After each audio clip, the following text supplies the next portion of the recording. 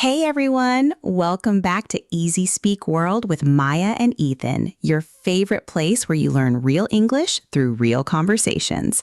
Okay, so I have to be really honest with you all today because something happened to me recently and I haven't been able to stop thinking about it.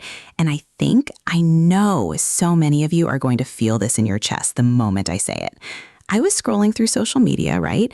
And I saw an old classmate of mine. She moved abroad a few years ago, and her English, it's like perfect. She's confident, she's funny in English, she makes jokes in English, and for about 5 solid minutes, I just sat there feeling behind, like everyone else got on a train and I missed it. And as always, I've got Ethan here with me. And Ethan, tell me honestly, have you ever felt that? Like everyone around you just got it and you didn't? Yeah, Maya. Honestly, more times than I'd like to admit. And I think what makes it worse is that it's not just about the language. It's this deeper feeling, like you're looking through a window at a party you weren't invited to. Yes, exactly that. That window feeling. It's awful. And the tricky part is, comparing yourself to someone else's highlight reel is never fair to yourself. You didn't see their bad days, their embarrassing mistakes, their moments of wanting to quit. Okay, but here's the thing though. Knowing that doesn't always help, does it? Like I can know logically that comparison is unhealthy, but emotionally, it still stings. Oh, absolutely. Logic and feelings don't always show up to the same meeting. Ha, that is such a good way to put it. Okay, before we go any deeper into this, I want to check in with our community. If you've ever had that I feel so behind moment in your English journey, drop it in the comments. Because I genuinely want to know, are you more like, I bounce back fast, or more like, it ruins my whole day? Let us know. And if you're enjoying this conversation, please like this video and subscribe to Easy Speak World, because we make these conversations every week and we don't want you to miss one. And trust me, later in this episode, we're going to share some really useful English phrases you can actually use when you're talking about your own learning journey. So stay with us. Okay, so Ethan, let's talk about this properly. Where does this feeling even come from? Like, why do we feel behind in the first place? See, that's the thing. I think it starts with the word supposed to. Like, I'm supposed to be fluent by now. I'm supposed to understand movies without subtitles by now. That word supposed to is a trap. Oh, wow. Say more about that. Because supposed to implies there's a schedule, a universal timeline that everyone's following. But language learning, it doesn't work like that. It's not a race with a finish line everyone crosses at the same age or the same year. Right, and yet we treat it like it is. We see someone confident in English and we immediately calculate, okay, how old are they, how long have they been studying, and why am I not there? Exactly. And that's social comparison. It's a very human thing. We're wired for it, honestly. But it becomes dangerous when it stops motivating you and starts paralyzing you. Paralyzing. That's actually a really useful word. Ethan, can you break that down quickly? Yeah, so to paralyze, P-A-R-A-L-Y-Z-E, means to make someone unable to move or act. Like literally, if you paralyze a muscle, it can't move. And psychologically, when fear or comparison paralyzes you, you stop trying. You freeze. And that freeze is the real enemy, not the other person's English, not the algorithm, the freeze. Completely. Okay, I want to share something personal because I think it'll help. When I first started really trying to improve my English, and I mean really trying, not just watching shows and hoping it would happen, I went through this phase where I was terrified to speak, like physically uncomfortable. My heart would beat fast, my hands would get a little sweaty. Wait, really? Yes. And you know what the funny thing is? The fear wasn't about grammar. It wasn't even about vocabulary. It was about being judged, being seen as less intelligent because my English wasn't smooth yet. That's so real. And I think a lot of people tie their intelligence to their language ability, which is just not fair. Being fluent in English doesn't make you smarter, it makes you fluent in English. That's it. Ha, right. And yet, we forget that constantly. I think there's also this thing where people assume everyone else started at the same point they did, but they didn't. Some people grew up hearing English at home. Some people studied abroad. Some people had more access, more resources, more time. The starting lines are completely different. That's such an important point. The playing field is not level. It never was. And that's not an excuse. It's just a fact that deserves some compassion. Compassion. That's a beautiful word to use here.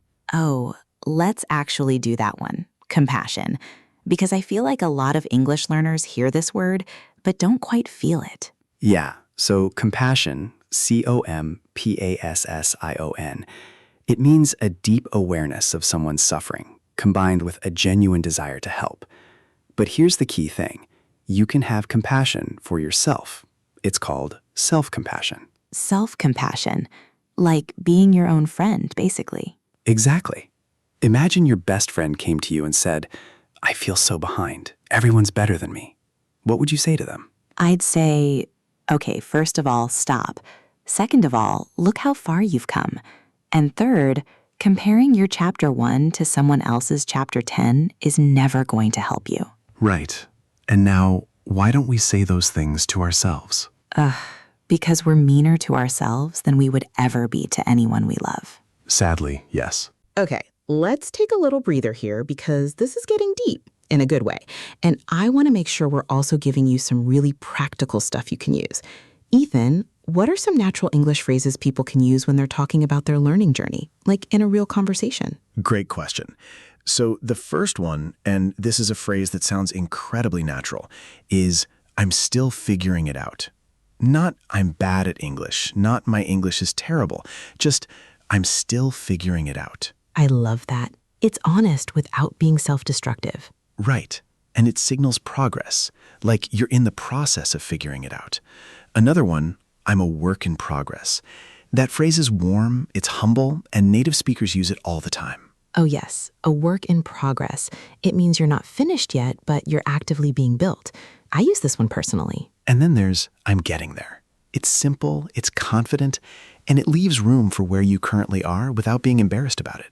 I'm getting there. I love how that one sounds. Try saying it right now. I'm getting there. Doesn't that just feel calm? It does. And one more. Every day is a step forward. A bit more reflective, a bit more motivational, but very natural in conversation. Okay, I want to add one of my favorites. I'm not where I want to be yet, but I'm further than I was.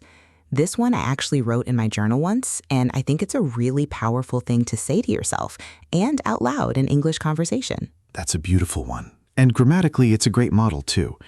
Not where I want to be yet. That yet is doing so much work. Oh, talk about yet, because I feel like this little word is underrated. Completely. Yet is one of the most powerful words in English learning. I can't do this yet. See how different that feels compared to just, I can't do this. The yet keeps the door open. It keeps the door open. It tells your brain this isn't permanent. This is just where I am right now. Okay, I want to shift the conversation a tiny bit because we've been talking about feelings and phrases, and now I want to talk about the practical reality of progress because here's something that nobody talks about enough. Progress in English is rarely linear. Oh, this is so true. Go on. So like linear means it goes in a straight line, right? Up, up, up. But real progress, it goes up, then kind of flat, then suddenly you have a breakthrough, then you plateau again, then something clicks, then you feel like you went backwards. And that feeling of going backwards, that's actually called a plateau period. Plateau.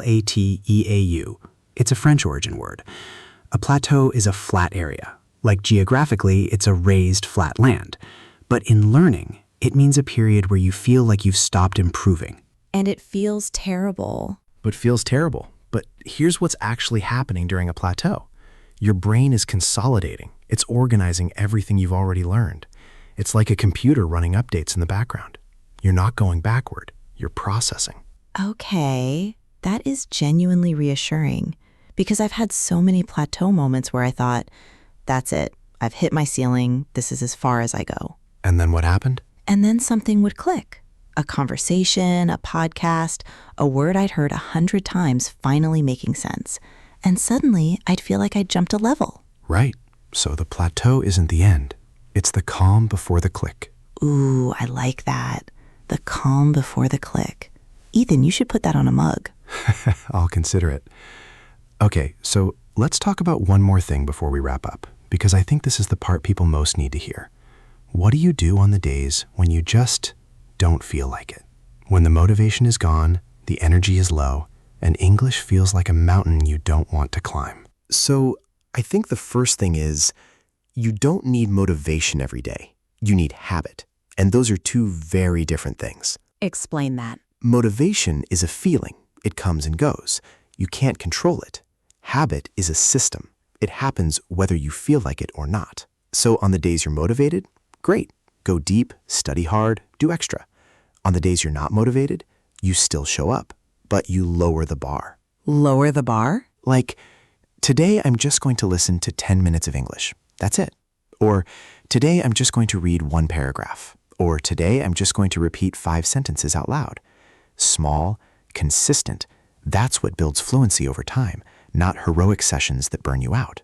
That's genuinely good advice, because I think so many learners try to go from 0 to hero every single day, and then when they can't sustain it, they feel like failures. Exactly. And they're not failing.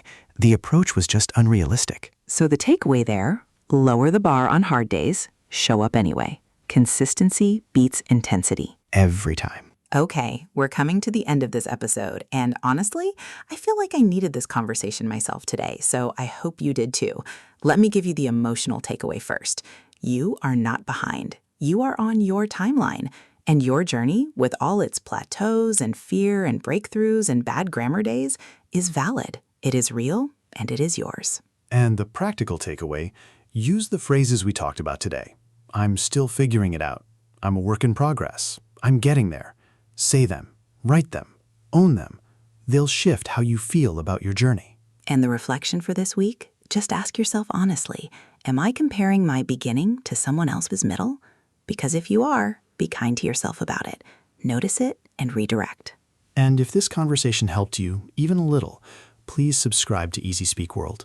We are here every single week, having real conversations that teach you real English, and we genuinely love this community. We really do. And leave us a comment. Seriously, tell us, have you ever felt left behind in your English journey? What helped you keep going? We read every single one. Take care of yourselves. And we'll see you in the next one. Bye for now.